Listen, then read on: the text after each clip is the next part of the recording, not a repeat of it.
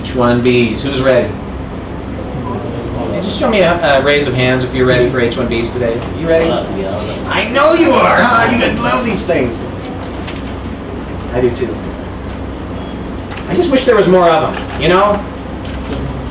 That's all. A specialty worker. You're all special here. Isn't everyone special? We're all special, right? But for immigration purposes, some are more special than others. Okay? For H1B purposes, a specialty worker is somebody who where their job requires at least a bachelor's degree in a specialized field. Not just any bachelor's degree, but in the field that is special. Okay. The candidate has the degree, so that's the other requirement, right? Not just that the job requires it, but that the candidate has that degree or the equivalent. That's something we'll talk about. Any nationality can get H1B. In fact, there's 2 nationalities that get a special H1B, even more special, because there's no visa, well, there's a less rigid allotment number quota for visas. Who are those 2 countries? Our friends?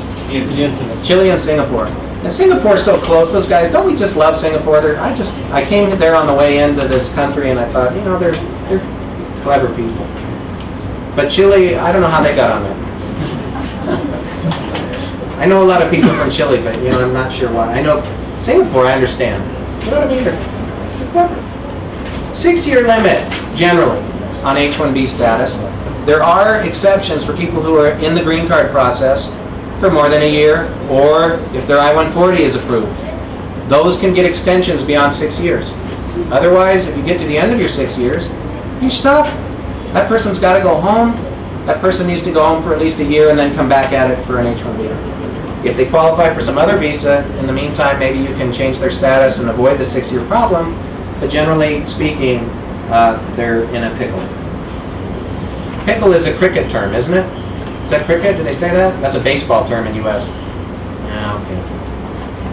Lost in translation, people. Do you know what I mean? There has to be a labor condition application.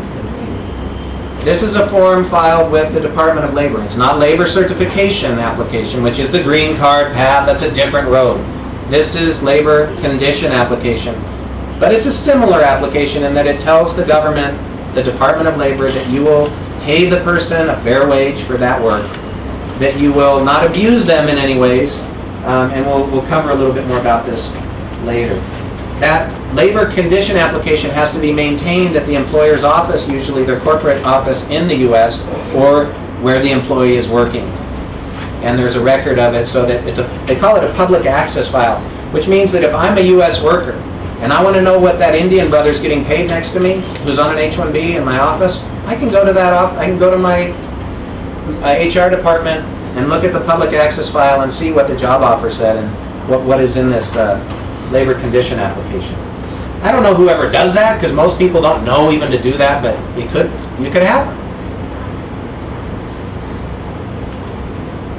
So this H1B requires that you apply at the USCIS to get a petition approval before you can apply for the visa. The B1, did you need to get any prior approval from CIS? No, you can just apply at embassy. H1B, you must get prior approval from USCIS, then only when you have the petition approval in your hand, you can go down to the consulate and get a US visa stamp for H1B.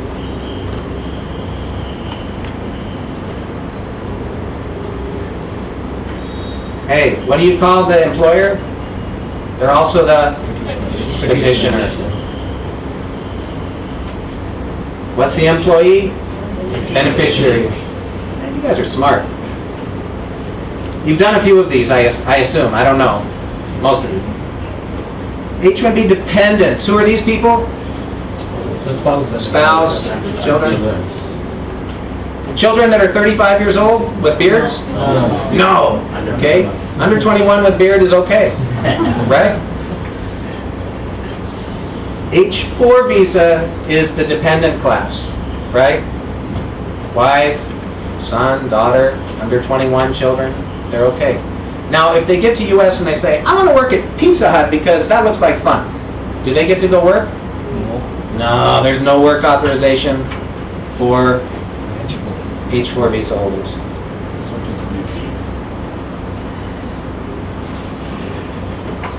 Okay, the job must be a specialty occupation. What's that mean again? Requires a specialty bachelor's degree, a degree in a field that is special. Okay, what's special? Again, it depends on the job. Is the job special? Does it require a degree? Okay, then it's special.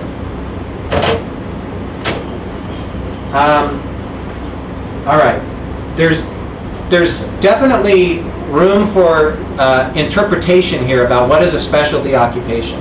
Okay, some jobs that I've done for people get challenged by immigration, saying that job doesn't require a bachelor's degree. Has anyone ever seen that? You never get that? Wow, you guys are good, man. All legitimate companies here, all legitimate jobs and qualified people, but every now and then you'll run into somebody whose job maybe sounds a little suspicious to immigration, whose job isn't really clearly defined, or maybe it looks like someone who has less than bachelor's degree could do that job. I'll give you an example. One is like network technician or something like that. If you say the job title is network technician, immigration will say, you know, that doesn't sound like a special job to me. That sounds like some 2-year person with MCSE could do that. I don't need a bachelor's degree for this job here, probably. Tell me why a bachelor's degree is required. And when this gets challenged, you either show typically that it is the employer's requirement that their employees in that job have bachelor's degree only. Okay, so you could show it by saying, look, every network technician in our company has bachelor's degree. Here is Sidhu. Here is, Bina. This is someone else over here. Here's their degree. Here's their resume. It shows they also are a technician. And this is how I document sometimes that, you see, it's the company's preference only that they hire bachelor's degree. For them, this job is special. And that can sometimes work. The other way is that you show that it is the industry standard. So you say, for network technician, industry standard is bachelor's degree. Look at all these jobs from Monster.com. Look at all these sample job offers I see from companies all over the US saying that bachelor's degree is required for the same kind of job. These are, again, tricks to show the government that it's a special job, if it doesn't look special. But remember, everyone's special, really. You know what I mean? Deep down. Again, a bona fide, remember we talked about what bona fide means. What does that mean? An authentic. Authentic, original, good, genuine. A bona fide job offer is there, providing prevailing wage and working conditions. Consulting companies, okay? This is something, how many work for consulting companies? Contract workers sending H1B people? Nobody? You're all product companies mostly? Service company. Service sometimes? Okay. Well, in some cases, if you're sending consultants, you would need to show some of these things. And I do this for a number of employers. That there's a contract between the employee and the employer. Next, that there's a contract between the employer and the client where your employee is going to go. And then finally, that there may be a work order or something in place that invites that individual worker, says they're going to get paid X amount under this contract, and it shows they'll be there on an assignment for X amount of time. For H1B purposes, these are not under regulation required, but the government, to prove a bona fide job exists, will sometimes ask you to provide this kind of documentation. I usually provide it in advance. Tell the employer, look, you must give me these things because now we will avoid wasting time with RFEs. What's an RFE? That's the enemy, right? That's Darth Vader. Who's Darth Vader? That's the guy in Star Wars. He's the bad guy. That's like the devil, right? That's the bad guy. Forget it, RFEs.